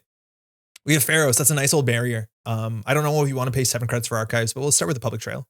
We want to do this first before we show that we have the regolith. And here they probably pop the no free lunch. Otherwise, we can afford to trash everything. Okay, they removed it. That's sick, because now we can just set back and hope they don't have an archives mark. That's 2 no free lunch down. Don't have a fractor yet on 4 credits. If the archives is the mark again, we have another public trail. And then at that point, hopefully we draw retribution. Maybe we should play more retributions in the deck. I feel like it's a really relevant win condition, especially against criminals. Archives is the mark. Stavka into ping. How much does it cost to break a 7-strength Stavka? 6 credits. It's a lot. It's a lot. Not that they're going to run this turn because of the ping, but it's worth keeping in mind. 6 credits is the break point where we can trash 2 of the breakers, which is absolutely disastrous. A well-timed Stavka or an archer will just win you games. It's 6 credits, right? Yeah. 4 for 8 strength, yeah. It's weird how mean these are. Like, it does feel like old sea swords, but it does seem a lot more fair, especially because the single tag punishment isn't totally lethal. But like making them spend 8 credits in theory is like a nice enough trade if we have economy on the table and they don't. Especially because, again, they want to be running every turn, which is exactly what we want with public trail.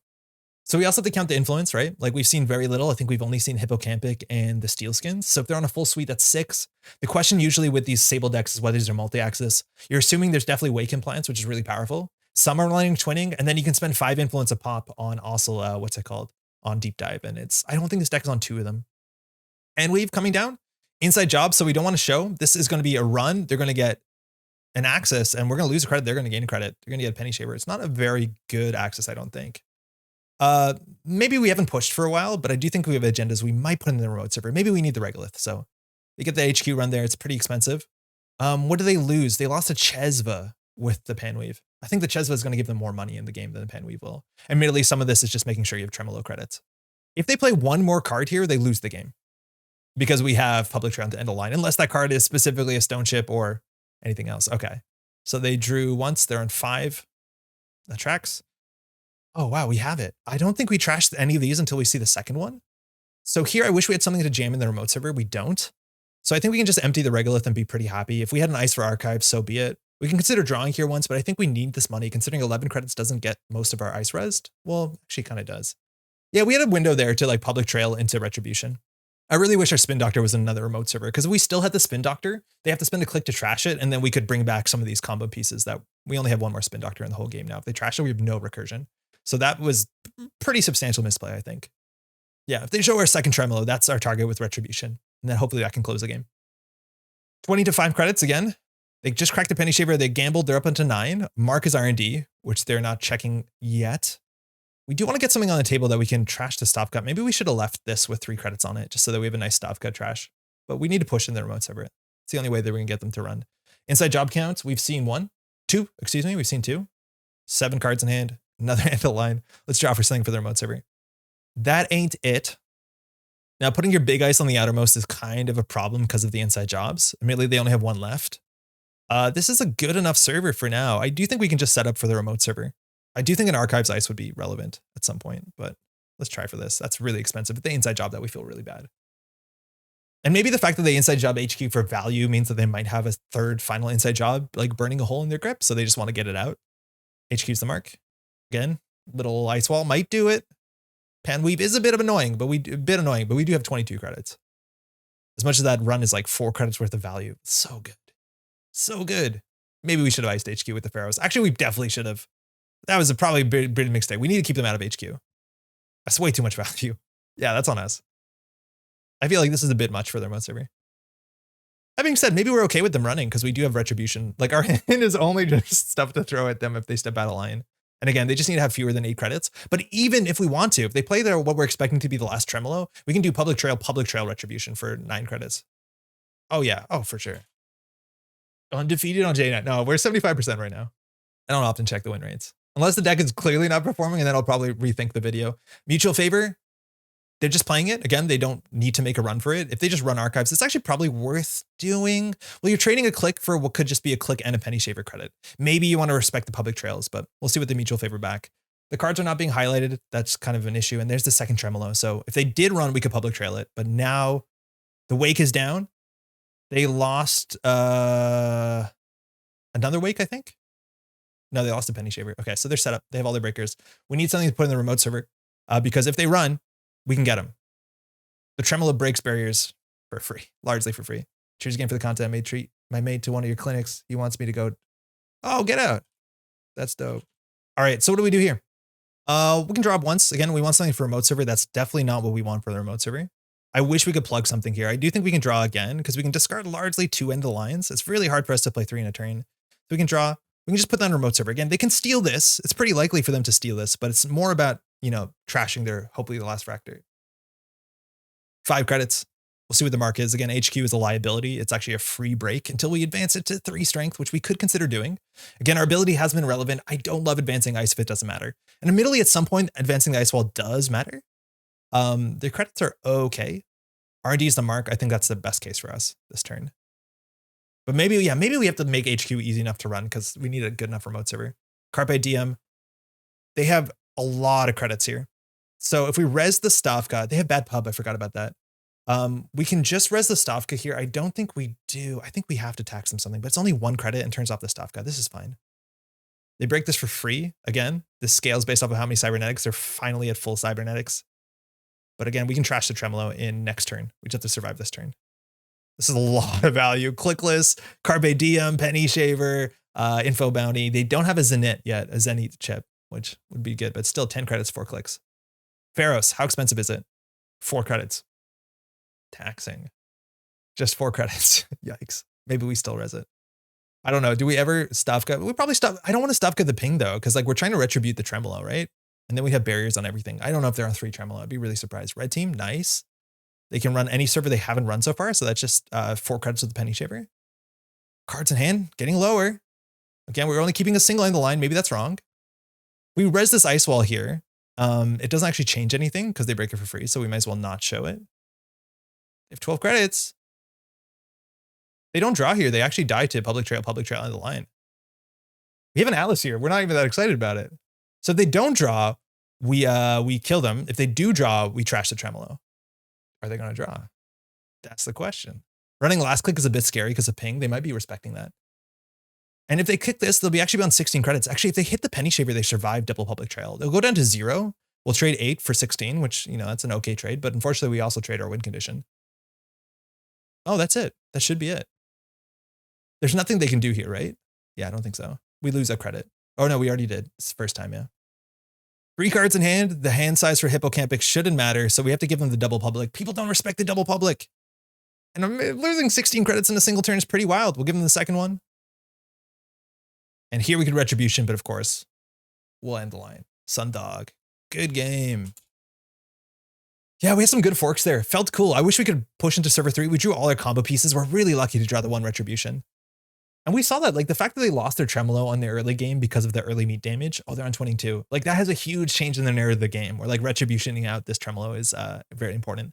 I wonder if we can change some stuff with the deck. We can make some changes to put a second Retribution in because it's a really, really relevant way to attack criminals as much as they're the faction that's most likely to play no free lunch, which is hard. But yeah, I'm a fan of this. This can produce some fun games and you get some cool, like, you know, alternate angles of attack. Yeah, it's neat. It's really cool. Yeah, definitely stymied their aggression a bit, losing the first one. All right, Startup Modernism. We're playing against Steve. So we definitely want to slow down turn 1, at least ice up HQ. We've been trying to figure out how much we have to respect criminals in Startup. And Steve has a very relevant ability on running HQ. So what do we want to do that with? Stavka is okay, not as the innermost. I think code gates are probably the worst thing for criminals to break right now. Eventually, if they get a cleaver down, none of these are very good. And this is a nice thing to block inside jobs on the remote server. This sounds like not great, right? Like we want to be super aggressive and really want to slow down for turn 1. But yeah, we want to ice up at least HQ and then push the remote server with 2 ice. But we have nothing to push and no economy. So I'm going to mulligan this. That's like fine-ish, I guess. It's okay. Could be worse. We have the public trail, which is nice. Again, we're expecting no free lunches for days. I don't know if you're really respecting what's it called, built to last to try and tag you. But if they see a public trail, they might. And it's not just the meat damage. We can also retribute a breaker. A lot of the criminals are running 1 or 2 breakers. This hand's a bit ugly. We could just extract. So we're going to draw once for options. That's better than extract. So we'll just ice up HQ and call it a day. We have to watch out for sneak door beta too. I'm pretty sure there's going to be a sneak door beta in this list. So we do have to ice up archives a bit sooner. Ooh, mark cards. Carpe Diem. What was the mark? Archives. They're not running it, but they are jailbreaking here for a card.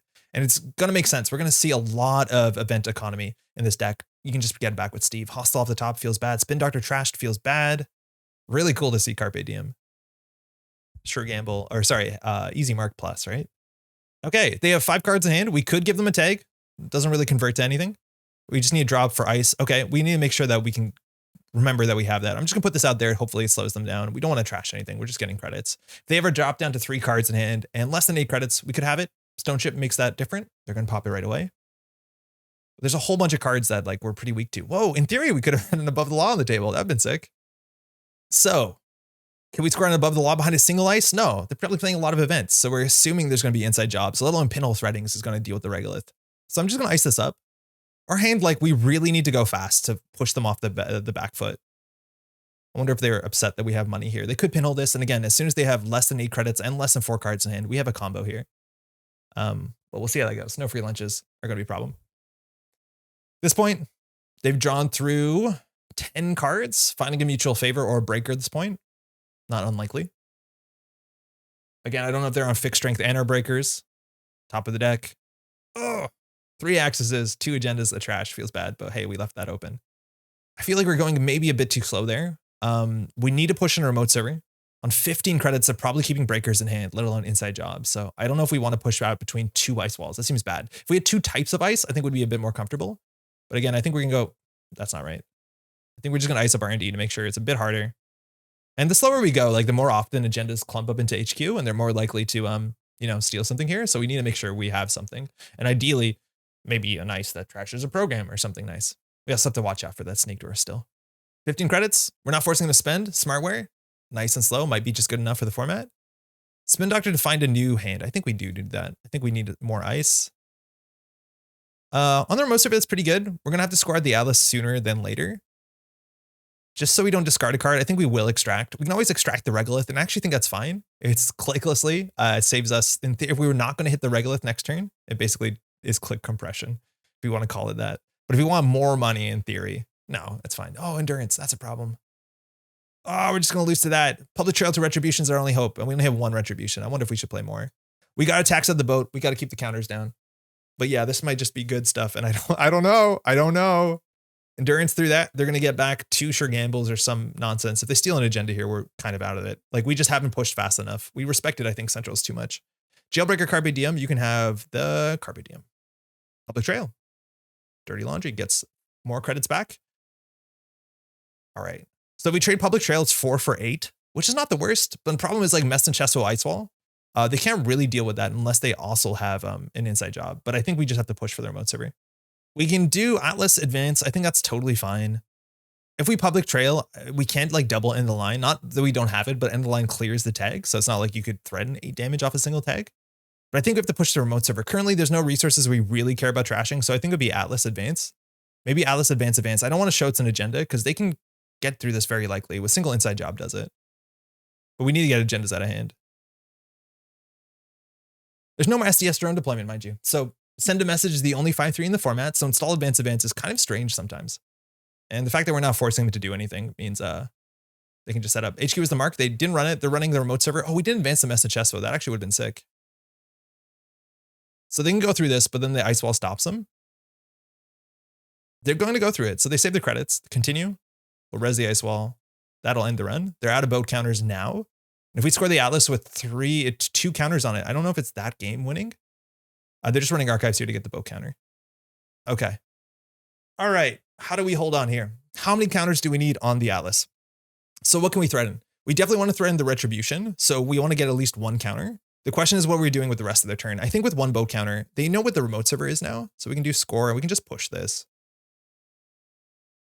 Like, again, we have to take some risks because they are kind of nearly game point. Pinhole threading. This threatens the Spin Doctor and Server 1. Do we want to Spin Doctor these cards? Yeah, we'll Spin Doctor back to Spin Doctor. But this is just pseudo expose to them, which is actually kind of valuable. This is a card that goes on remote server. We have 2 more in the deck. Extract is just money. Pinhole, hedge fund is probably just good enough. So they'll see that this is above the law. So either they won't install a resource or they'll be able to install, mutual favor for the thing. This is not good. Admittedly here, we can force them to, like, if they don't draw, and they probably do draw. This is also kind of expensive. This is 3 credits. Okay. All right. So they have 4 cards in hand. So I do think we just sink the ship, and merely the ship without any counters might not be worth it. It might be better to sink the Fractor. It's kind of hard to tell. I think here we could consider putting in the Archer and then install advancing the Oaktown and just kind of pushing for it and clearing our hand. I think that might be right. On 17 credits, I think we have to do it. Even if we trade the Atlas of the token, I think we do it. We're weak to inside job, but hey, we got to push something. Immediately, if we trade the Archer for the Atlas, like we're not really getting anywhere. And we're going to use the token before we forfeit the Archer. Just getting the bow counter. We got a career fair for the Earthrise. Excuse me, I thought that was a mutual favor. And they're going to allow us to have this, which tracks. If we score this out, we can always public trail here to half their credits. Immediately, our credits aren't amazing, but when we score this out, we're a bit better. And now we have to find the last hostile. Otherwise, we have to score 2 agendas in the remote server if they don't, for some reason, respect your public trails. There's a pan weave. Again, it's going to be kind of expensive, but it makes the tremolo better, so you can afford it. They took a core. No, this is the meat damage. What did they lose? They lost a tranquilizer. Super cool tech. 4 cards in hand. So we could trade 4 for 8 credits. I think that's kind of an okay trade here. I wish we had something to put in the remote server. We need to ice up archives because they're getting good value. How are they getting good value? I think it's the dirty laundries, right? Yeah, they don't have Zenith yet, which they're almost definitely on Zenith and definitely on Wake Implant. So we have to ice this up a bit better, but we can't allow them to have free endurance counters. This is Ice Wall, which they get through for 2 credits. So I do think we just ice up archives, ice up HQ. We can public trail here before they get a no free lunch just to force them to spend credits. I think we can afford to do it. We need to keep their credits down. Yeah, that's fine. Okay, so we'll put this on archives. I think this is actually kind of annoying. It's 4 credits, and we'll put this on HQ. Obviously, the game's in R&D. They don't exactly know that. They might be scared to face check into a sentry. Admittedly, with the endurance on 2 counters, it's not the worst. How do they get so much money? I res the Ice Wall. I hate to show that this is there. Obviously, the Staff Cup probably should go on R&D. Single axis here. Bow counter as well. So we need to get another ice here. 7 ice. I think we only have 13, so it's half the ice in our deck. Unseen card, bow counter. Is there anything we can pull with the Atlas? There is a Cat's Cradle, so it deals with the Mess and Chestful very poorly.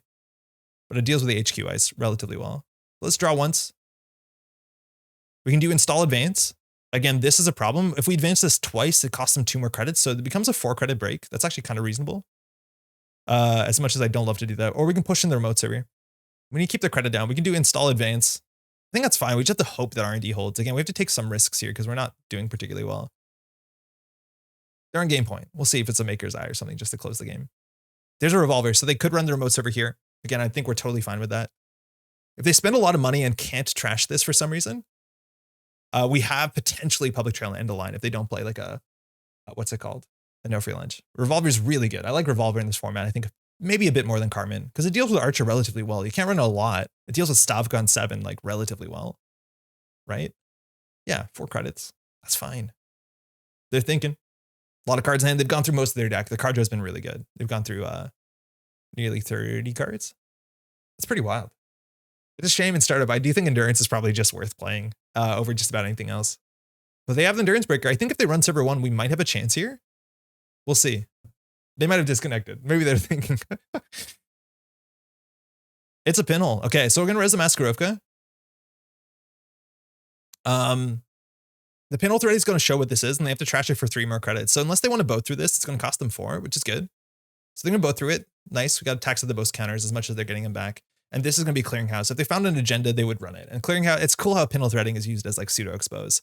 Now they can choose to trash this for 3, which would drop them to 6, which means that in theory they can be public trailed. So they're going to allow us to have this. Whoa, that's cool. They're on 10 though. So again, we can trade 4 for 2. Now this won't kill them. If we double advance this, it actually will potentially end them. Like it can be problematic. So I think we advance this once, install this, and then hedge fund. Because now it's all about their money, right? And we haven't drawn any agendas, which has been very lucky. Because this does 2 damage, and then this combo does 3. And if they afford the first public trail, like they can't afford the second public trail in theory. So that's 4, 8, 9, 10, 11 credits. So we can do it. So unless they install here a no free lunch, I think we have it. I think we have it here. Unless they win off of R&D. Oh, this is totally fine. They'll have 4 cards in hand. Wait, this is totally fine, right? I think we have a fork here. Continued approach. Okay, so they can break the ice wall. They'll get a card back. They have no clicks though. We lose a credit. We'll be on 12. That's fine. How many public trails do we have left? We have one more in the deck. Yeah, I think we're fine. I think the clearinghouse is going to get them. I'm not sure if we had any actions there. I don't think we did. Because we're going to lose a credit. They're going to gain a credit. They're going to get a card back. They're going to get endurance counter. It's fine. You can have a sure gamble. But that should do it. They have 5 cards in hand. Well, technically 4, right? So even the single clearinghouse damage would do it, but there's an E-chip. So we res this, start a turn, mandatory draw. So we do 2 meat damage. They didn't have a steel skin. If they did there, it would be awkward. So we'll public trail them. They can either pay 8 or take the tag. And then we Atlas token for public trail. Give them the second one. And then end the line. Nice. We got there. That boat was so impressive. Still scary and startup. Yeah, we had retribution play. Obviously winning the game seems pretty good there. But if they played a single no free lunch, which they had in hand, that turns it off entirely. Oh yeah, that no free lunch would have done it. And I think if they took a click to install that and played safe, we probably wouldn't have got through it. Even just like a, what's it called? Stoneship does it. Yeah, on 5 points, they're right. They're saying they probably went a bit too aggressive. And I think I agree, right? Like Cable, he is in a good spot. He has the best breakers. He has HQ pressure. He has the endurance. And like my remote server is not unfair. So I do think he was right. Just playing a no free lunch buys you that. Yeah, that's the thing is like, I don't know, that game we didn't go fast enough where we can force our opponent to like make a misplay. I think Cable is saying the Cable might have been a bit too aggressive. So we were allowed to get that line. But otherwise, yeah, it's kind of difficult. We need more traps. Maybe we just play more snares. I don't know. It's a fun deck though. I do like that. The triple public trail kind of gets you there. And that's a list. It's probably pretty fun. You got to play really aggressive. Seeing criminal and getting that pressure slows you down, which is a bit unfortunate. I feel like against Anarchs you're pretty good. And hand size matters, credits matters. And I like any deck with multiple win conditions where you care about all the variables in the game, not just like, can you get in the remote server and credits? I like that. I'm a big fan of that. Admittedly, there's so many tech pieces that can deal with this relatively well, whether it's the stone ships, the no free lunches, just having a lot of money. There's so many ways that this doesn't work out for you. But as long as you're aggressive, maybe you can get there fast enough. We'll see. Thanks for watching. I hope you enjoyed those games. I know I did. And let me tell you, playing a corporation deck in startup and having multiple win conditions is not really something I would have expected come 2 months ago. So huge success to Park Healing and the rotation. It's been a lot of fun out there. I'm definitely going to be putting more time into startup, trying to see other corp stuff. Even Weyland, we've just been playing op for the last while, so we forgot about some of the other abilities, I reckon. But if there's a certain thing in startup you want to see either in a stream or a video, let me know and we'll take a look at it if we can. On that note, huge shout out to all these names here. These are a bunch of the kind people that support myself and the Metropole Grid. These are the folks that support on Patreon. And that sort of support allows me to have the time to put in the streams and the sort of video content, which does take a while to put together. And so I'm greatly appreciative of them. Also a huge shout out to all the Daily Cast patrons too. Your support is incredibly appreciated. And that should be it for the video. Again, apologies, there hasn't been video content on here for a while. We're gonna try and do this a bit more regularly. Otherwise, we're streaming on Thursday nights and hopefully some video content soon. Thanks so much for watching. Ciao.